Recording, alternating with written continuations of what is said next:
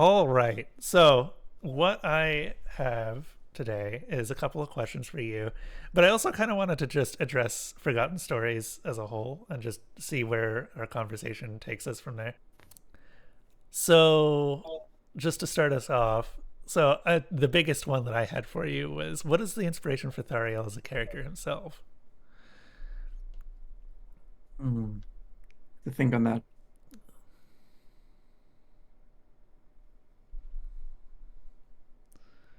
I don't have like a particular character from pop culture, if that's what you mean. I would say that I've always been fascinated by revenge stories, but I sometimes didn't like how shallow they were. They were like they only explored like the cathartic side of revenge sometimes. And so I guess, growing up in Europe in the West, there's lots of, stories about revenge and retribution and all that. So I would say that was probably a major influence. Um, but besides that, I don't think I could tell you like a specific character or anything that I based Therrell off of. I mean, mostly the characters kind of come to me, or let's say the core of a character comes to me, and then they just kind of grow from there. Hmm. What's your Does it make general? sense? Yeah, that does make sense. What's the process once you do have that sort of seed on how you would grow them? Well, it's usually the seed is usually a moment or a collection of moments or quotes even. Like sometimes I will have quotes, and for Tharrell it was the one where he said, "There comes a point, there's a line, there's a border beyond which there's no redemption." Or I'm not sure if I'm quoting that right, but you know which line I mean. That was the line for me. So it usually starts out with quotes like that and very strong moments that are always connected to very powerful feelings for me. So usually I will have something that really moves me or that excites me or quite often also moves me to tears, just the thought of it. And then I go off that. So basically I will keep this, let's say I will have this essence of the character, this collection of, this fragmented collection of moments, quotes, maybe images as well. And there will be like the nexus of my creative process. And then I start building the story around that and, seeing how does it fit in. And, for Tharrell, it was quite obvious that, wanted to do the Relata quest line, and we had um, this fascinating figure of the father, and obviously that meshed quite well. I wanted someone like a strong opposition to the father, and then basically that's where Tharrell fit, and from there then it's a kind of analytical and also quite not exhausting but demanding for a while, because then you have all these cool moments, and that's the fun of it, and where the character fits, and then it's you have to kind of really make it fit. You have to make sure that you know they work as an arc, they work as a whole, and that's a very analytical process, and that's usually then I at some point when I have the basics, when I have like this essence and the basic plot structure and how they relate to the story and where they fit in. When I have all that hammered out, then I will actually start writing. Okay. You actually mentioned the father there too. Mhm. When you were writing the, I guess I should first ask, did you do the bulk of the work on the Rolata quest line for? Everything. Okay. Yeah, I wrote everything. Like for Forgotten Stories, Johannes had some influence on the main game, the major plot points, but he wasn't involved in Forgotten Stories anymore. So I wrote everything in Forgotten Stories. Oh, is Gotcha. that what you meant? Yeah, yeah. I just Oh, wanted to clarify that before I can ask the next question, which is when you were writing the Relata storyline, how did you start with it? Or did it start with Thariel, or did it start with the father, or just the Relata? so I've always been fascinated by cults. Actually, when I was in school, I wrote like we did like this sort of mock bachelor thesis in school. That's like a thing we do in Germany. And I did mine on cults. And I examined, Scientology, the Sannyasin, Osho, and who else? I don't know. There's one more. I forgot which one it was. So I've always been fascinated with cults. And then there was like this transcendentalist, which you rightly pointed out in your essay on Thurrell, this transcendentalist motif in the relata. So that those were like the starting points.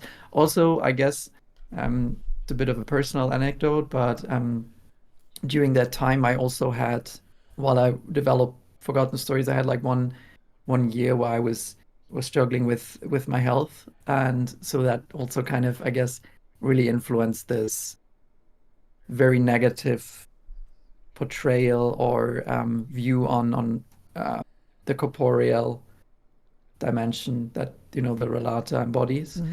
And so I would say these were like the starting point from the relata. And in this case, so with Thorell, it was like he kind of grew, like I said, from this, I think this whole retribution idea and this idea of a very dark character, but one that, doesn't really pull punches, that, like you said, can't really be redeemed, or can he? But, and the relata, I think, started from the idea, cults, and transcendentalism, and like this also this very common motif of like body shame. It's a very Christian motif as well, but also in Islam and all that. Like that, what I mean by that is that the body is something dirty, something, you know what I mean. Yeah, yeah, Um, they don't have like a very, I would say that at least Christianity doesn't have a very um, liberal or very welcome view of the body and of everything that comes with it. And so that core idea, and then the father really grew out of that. I mean, he's in many ways he's like the the culmination or the essentialization of the Relata's philosophy, obviously. right. He is pretty much what it all stems from. Or Yes. maybe it's better to say it's what he's what it would all culminate in. Yeah. Hmm. Yeah. I mean, yes. I mean, the ultimate culmination is, of course, the room of paintings, and like detaching when they separate themselves from their mortal coils, so to speak. But in every other aspect, the father is like the embodiment of the relata and what they stand for. Okay. Culmination. So you've talked about how from the start Thorel was probably not going to be a redeemable character. Was Yeah. was there ever a point when he was actually going to succeed at killing the father, or was that always set in stone as a intended failure? I let me think. That's a good question. I don't think I don't think no, I don't think there was. So let me put it this way.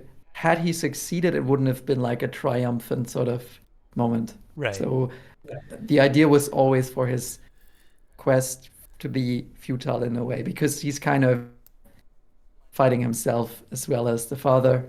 So you can't kind of win this sort of struggle by just killing yourself or whatever. So the father, so it was always futile in a way. Yep. Yes. Even in my video essay, I ended up talking about how Thorel and the father are very similar to each other. I mean, obviously they're also very different characters, but it's kind of a present versus the future.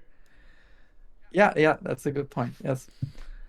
I Uh, mean, the Thurl is like the father, like I was thinking you also pointed this out, that the father is very unfeeling and very cold and calculating, and Thurl is at this point still very hot-headed and um, turbulent. mhm. But other than that, they're both using like they both kind of use their goal to justify the means. Yeah. Now, the Forgotten Stories didn't just encompass the Rolata. There was also the Mhm. Golden Sickle, and I was curious on uh, what your thought process was going into that particular quest line. Well, I guess I wanted something more down to earth as well. So obviously, we also wanted to I also wanted to explore like these clashing concepts. You have Mal and you have Dijam, and they both again embody, both from their character, but also from their philosophy. They both like personify different answers to the same question, I would say. Mm-hmm. Um, so I wanted something really down to earth for the Golden Sickle because Enderal is full of big moments and mystical stuff, and I really wanted to just offer players something that's, I mean, I wouldn't say lighthearted, but it's less drastic, I suppose. Um, and yeah, it was also it's been so long. I'm trying to think when I give you a meaningful answer as well. Uh, what did I? Yeah, I mean, it was really this idea of clashing ideals and philosophies and also ambition. It's also a core theme in the Golden Sickle quest. And it kind of evolved from there. I think with Dijam and Mile, it was much more idea driven from the start, and the characters evolved out of that. Whereas for Tharell, I had the character and the theme developed simultaneously, but for Dijam, I think it was all very theme centered. Okay. Did both of these quest lines were they already in development when Enderal came out, or was it something that was started exclusively for Forgotten Stories? Exclusively for Forgotten Stories. Okay. So when Enderal came out, I was quite burned out. And I might have told you this, but I think I went to Thailand for like 4 to 5 months and worked on a novel, another one. And I didn't even know if I wanted to do something else for Enderal. And then, but like actually the second I stepped on the plane, ideas started popping up in my head, and the first one was Tharell and Rolata. It was like, there's no running from this. I assume. So one, Oh, go ahead. sorry. I was just imagining that immediately started the I have to write this down. Yeah, for sure. I think I even wrote it down on the plane on my cell phone. As a result, took some notes, but still, like the focus was Forgotten Stories wasn't a focus, or wasn't even a thing at this point. And I don't even know when I got back. Couldn't even tell you when I started writing. It was such a turbulent time in my life, with the aforementioned health issues and some, changes in my personal situation. And then I got the first job at Spellforce, and so there was a lot of crunch time. It was actually a miracle that, also it wasn't obviously not just me. So I think like the Patrick and Till and the scripters who contributed to develop Forgotten Stories, like I couldn't have this wouldn't have worked without them. So I think I had much more time to focus on more of the creative side of things. So but I digress. So to answer your question, it's very much I think I started developing the ideas soon as Enderal came out, but I hadn't done, any solid writing yet. Okay. Were there other smaller quest lines that ended up going into Forgotten Stories? Uh, let's see. Oh yeah, the Yuslan. I think I wanted something there, but there just wasn't any times. The Yuslan quest line. Oh, where he Uh, where he ends up going into the Planeswalker. yes, Ah, exactly. okay. I didn't realize that wasn't in the base game. I never played Enderal before Forgotten Stories, Oh, you so didn't know? Yeah, that was yeah. yeah, that wasn't in the base game. And there was something else as well. Oh yeah, sure, like the Asmic quest. The what's it called? Feel so bad. Wait, you know the one with Terra Oh, and Esme. uh, our mark on the world. Yes, a mark on this world. Yep. Exactly. Yeah, that was also wasn't in the base game. Um, oh yes, and one of my favorite quests, the one with Cuthbert the pig. Oh, that was also wow. I Yeah. didn't. I honestly, because having only played Forgotten Stories, I honestly couldn't imagine it without those quests. Both our mark on the world and Cuthbert, to the point where they were in the original video that I did on Enderal. Oh, interesting. I didn't notice, but yes, they were additions, and I'm glad you say this because it means that we integrated them well. Yep. So, I always prefer this approach as opposed to like these, very cleanly separated DLCs because I think it's kind of, for me, it always makes more sense to like add more stuff to the base game so that when players revisit the game a couple of years later, or if new players come on board, that they actually get like an enhanced experience with the original. So Yeah. that's the approach we took for Enderal as well. I think I've seen a couple of.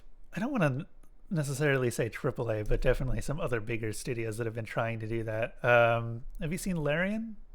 I assume you're familiar with Yes. Larian. Oh, Uh, yes, for sure. Larian was infamous for putting in constant content updates to Divinity Original Sin 2 to the point where entire new Yeah, they quest did. lines were added. See, right? Yep. And it did it improve the game? I don't know because I played both games, but I don't know at what point. Like, uh, I think. Oh, but you were saying. Sorry, finish your point first. Oh, just it was so so intense, I guess, playing doing a replay on it after a couple of years had gone by, where you would start the game and one of the big things they added was quest lines related to a couple of sets, like armor sets, and they had like fully fleshed out quests on how you would get each of the set pieces. Hmm. It wasn't just a matter of, oh yeah, this is a cool piece of gear to wear. There was actual meaning attached to just wearing the sets themselves, including Yeah, I final didn't boss realize. fights. Yeah, and it was huge. Interesting.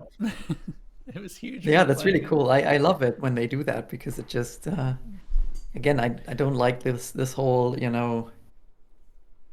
there's like again also these I think Witcher does this with Blood and Wine. Or there are like these quest lines you were meant to play after you finish the main story, and I don't personally, it's just a preference of mine. I don't like it. When I finished a game, I finished it, and maybe I'll pick it up again, but I usually don't revisit games that often. It's just like I wanna preserve that and treasure that experience, and it feels like I don't know, like the ending should be the ending Right, for me. something that you come back to after you finished everything. Yes. Let's see, what else do I have? Uh, are there any quests that were added in Forgotten Stories that you weren't as fond of? Like, just ended up being big monsters to develop or something like that? I mean, the Forgotten Stories sorry, the Golden Sickle was a pain in many Really? ways because you had like the boss fight with the two, and it was heavily criticized by some fans as well. You had the boss fight with the two, um, what were they called, like the assassins, Yeah. and you had that, and also, I mean, that doesn't mean that I'm not fond of it, but the Relata was also pain to make, like the the the whole arena sequence with Enderal does like this little matrix thing with Yeah. the slow motion. That was so hard to get in. Took me a week or something. Um, but besides that, no, I think I'm pretty happy with all that we got in. I wish we could have done more, but we were just it was just time to close that chapter. Right. I know Forgotten Stories also ended up adding the two additional classes. The It was the one that added Lycanthrope, werewolves. Yeah. Lycanthrope, yeah, Lycanthrope and Phasmalist. Phasmalist. Yep. Both of which I've actually played as. It Nice. kind of showed off actually in the second video that like Yeah, it, yeah, I saw that you played as a fast, sorry, as a lycanthrope. Yeah, yeah, yeah, I'm very glad we got to add that as well. Like, still think there would have been so much more stuff we could have added to Enderal, but you just had to move on uh, eventually. And I yeah, I guess. I you, mean, maybe, yeah, we mentioned this during the first interview, but just there were so many points where you were like the entire Enderal team was kind of pushing against the game engine's limitations. yes, that's it's. I mean, that's basically the essence of Enderal is like pushing the engine's limitations because it's just not made for this anything cinematic and it's so janky and it's not a nice engine to work in. Yeah. So yeah. Let's see, what else do I have? Mhm. How did Forgotten Stories development differ from the development from the main game? Did you get an opportunity to work with any more notable people? Well, yes. I mean, okay. I mean, I had already worked with Dave Fenoy at this point, who was the Black Guardian, but he also voiced Mael um, from the Golden Sickle. Mm-hmm. It was kind of different, I guess, because it was more uh, isolated, like more than like we hadn't for the main game. We still many of us were still in uni, and we would hang out quite often and do all that. But at that time, again, I was kind of homebound for most of for a year or so, and so I didn't. There wasn't as much socializing to it, I suppose. Um, it was also obviously a very different experience working on something that was already out, and knowing, getting a chance to improve on criticized aspects of the original and all that. So that was very very exciting and also motivating, I think. Mm-hmm. And besides that, I don't know, did I work with anyone notable? Oh yes, I mean, but this, but again, wait, was Lani Minella? Yes, Lani Minella was in the main game as a dealer, Mm-hmm. the voice actress Lani Minella, but I think the father was the perfect role for her. Like she had this deep sort of gender bending voice, and that was just so nice. I could And not have even guessed. you couldn't have I you couldn't have guessed? no, I couldn't have. That's Yeah, amazing. that was Lani. That Great, is, isn't it? yeah, that's just really great. When you say, especially gender bending, that is very accurate now that you've told me. Uh, that also made, a lot of sense to me. The whole it's kind of funny because I wrote this before, the whole gender discussion became such a widespread sort of publicized topic, and it was kind of interesting to me, like looking back, I don't um I don't say this as I'm not trying to virtue signal or anything, but it's just interesting because when people asked me at some point if you ever written like a non-binary character or anything, I was like, yeah, it's not the word I would use, but actually, yes. I mean, the father kind of questions all these concepts, which again makes a lot of sense from his perspective. So he's probably not what people would imagine when you say a non-binary character, because he just kind of rejects the corporeal as a whole. But when you really get down to it, like you can't tell if he's a man or a woman. People always also, and there was all intentional, they sometimes use male and sometimes use female pronouns for him. And I think that was very, very interesting for me to kind of explore this. Yeah. Yeah, that makes sense. Uh, let's see. I didn't really have any more questions prepared, Oh, okay. but so I was just kind of wondering at this point, uh, for the Forgotten Stories stuff, how was there anything you wanted to bring up related to Forgotten Stories in particular? Um, I mean, like the essay you did on Theral already captures it so well, like at least the storyline. Um, I'm not sure if there's anything, to be honest. I don't know.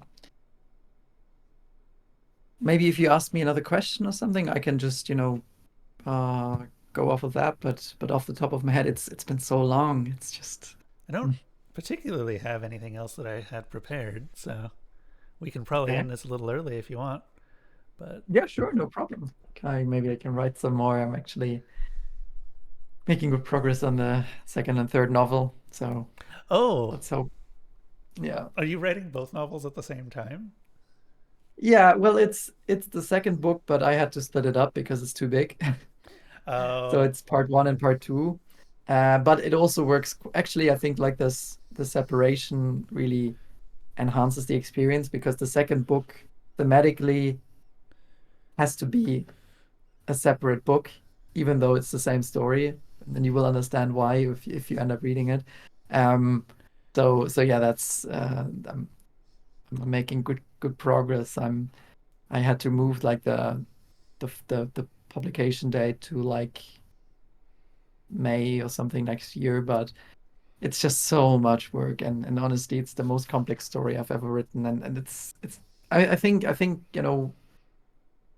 compared to Dreams of the Dying, I think this is such a bigger work, um and it just takes so much time. You have no idea. is it is it actually a bigger book or is it just? Well, I guess combined they probably would be, but It is a bigger book. I got it down like I shortened it from I think 400,000 words. And for reference, Dreams of the Dying was I think 190,000, so almost twice the length, mhm. twice as much as Dreams. I shortened it. I think I'm down to 290,000 now. So I cut out a lot of stuff that I think didn't need to be there. But I think it's bigger and it's also two POVs. First of all, the story is insanely complex. I think it's much more, in the vein of Enderal, insofar as, the concepts we're discussing. Mhm. It's not like a world-ending story, or anything, but still. And so the complexity is one thing, and then the second protagonist.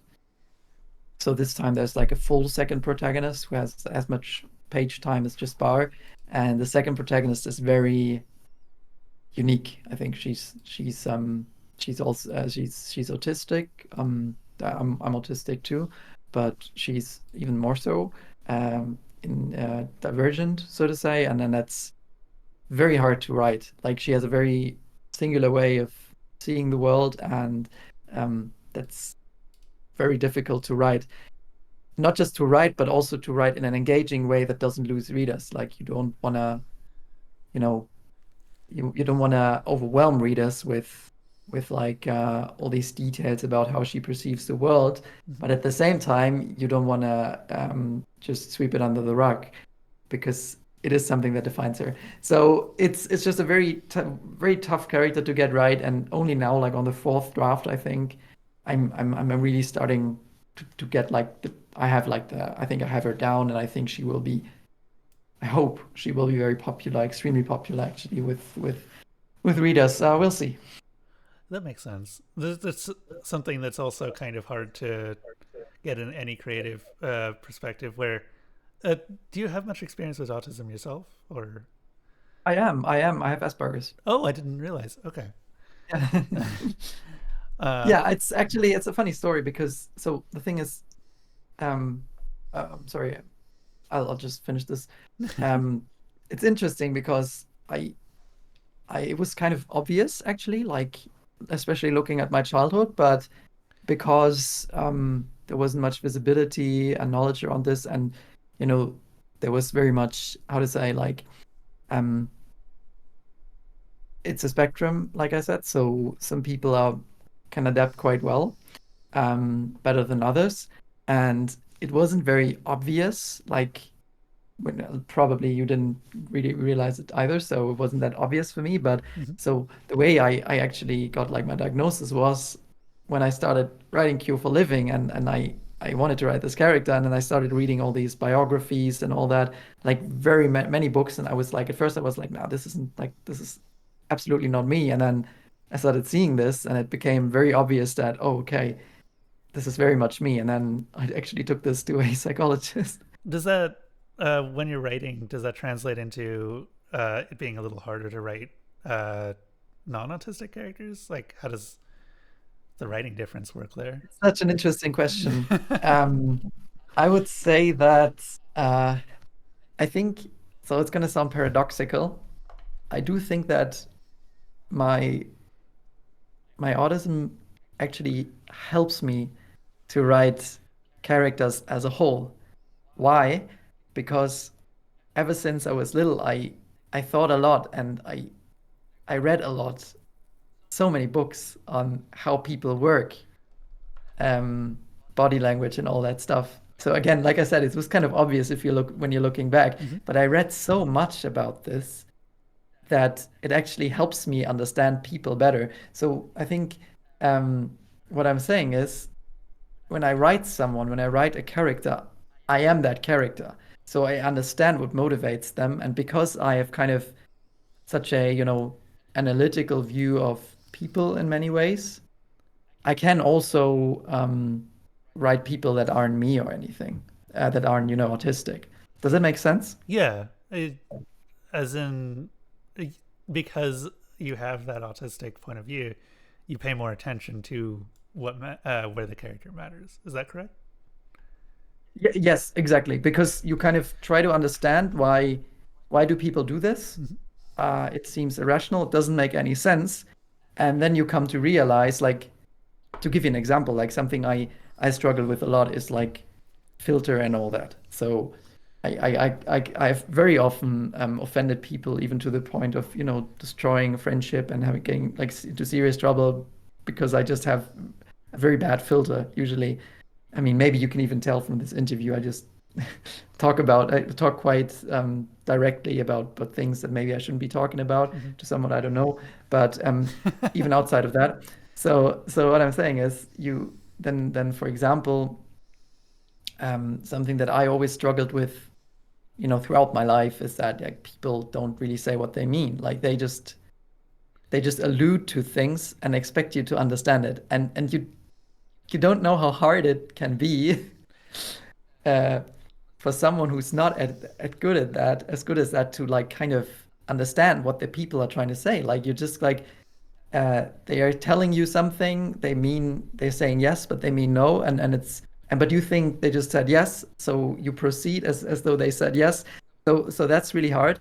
And like, and then to go back to my point, then you kind of talk to people, you read books, you do therapy, you talk to your friends as well, and you understand why they do that. Like you understand, okay, so maybe this person says yes, even though she meant no, because she is a people pleaser, she is very scared, she's not very assertive, she's not confrontational, and that happened because of her upbringing, or maybe that's like her and that's how I like see everyone, and that's how I see my characters.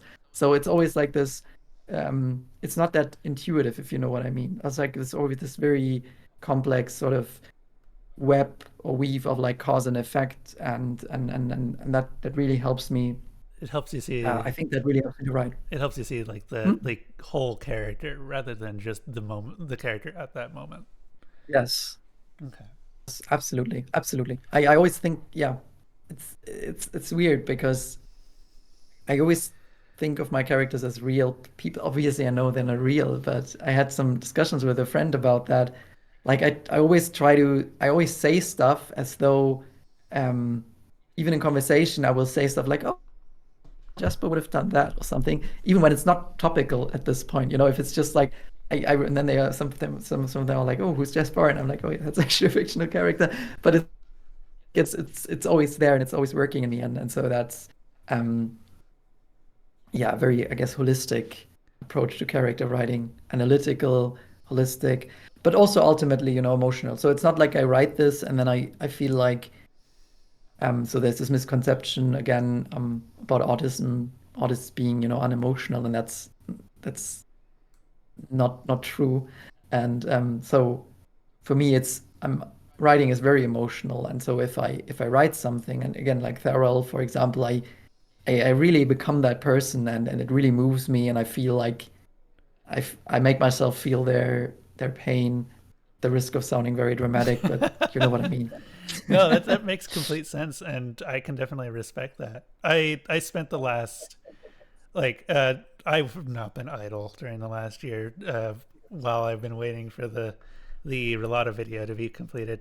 I spent like the last year or so going through exhaustively a game series called a game universe called Project Moon, Oh, which Project? Project Moon. Project Moon. Never Yeah, heard of that. it's really the name of the developer, but it Huh. starts with Lobotomy Corporation, goes to Ruina, and currently has Limbus Company as its final entry. But Okay.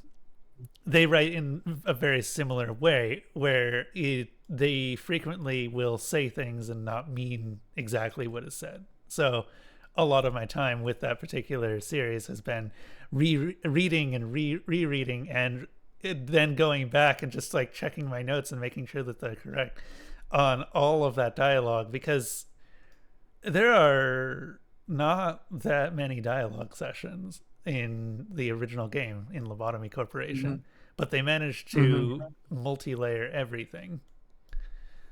A Yeah, and I character, mean yeah, it reminds me of what you're saying. that's what you want. Yeah.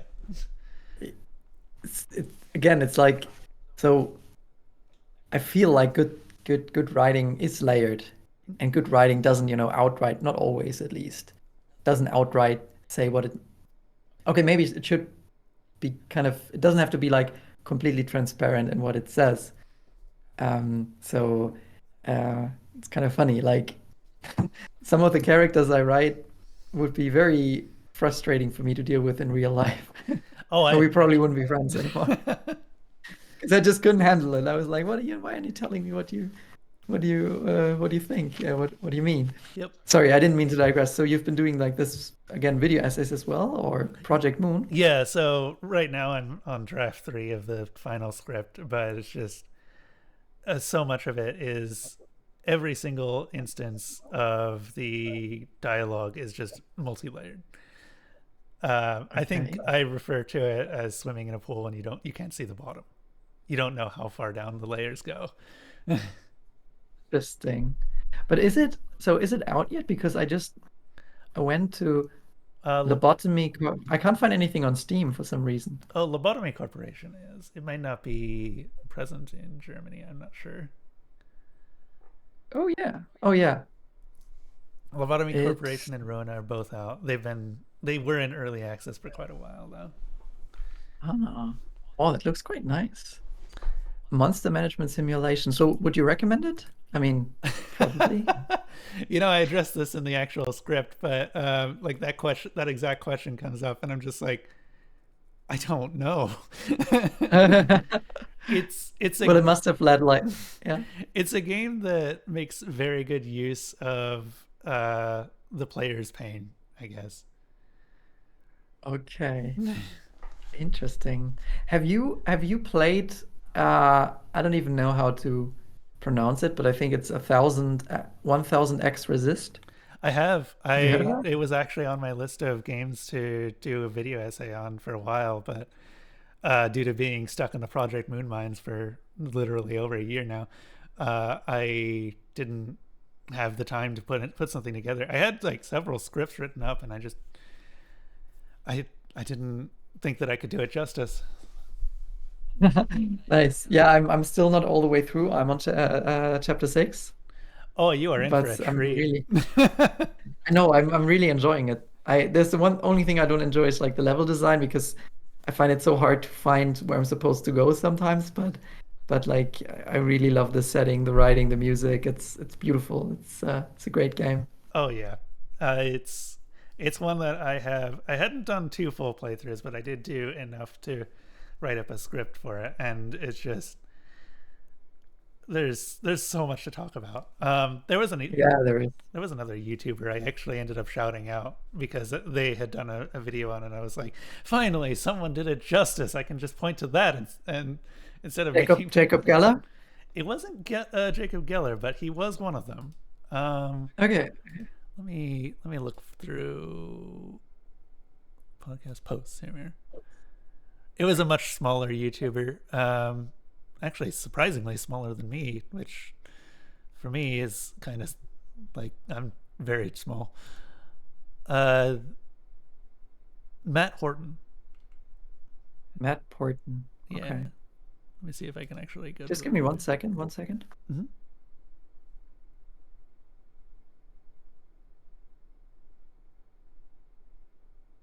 So I was just talking about dinner.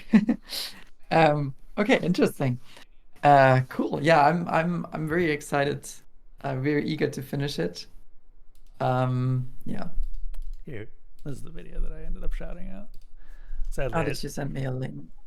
Let's see.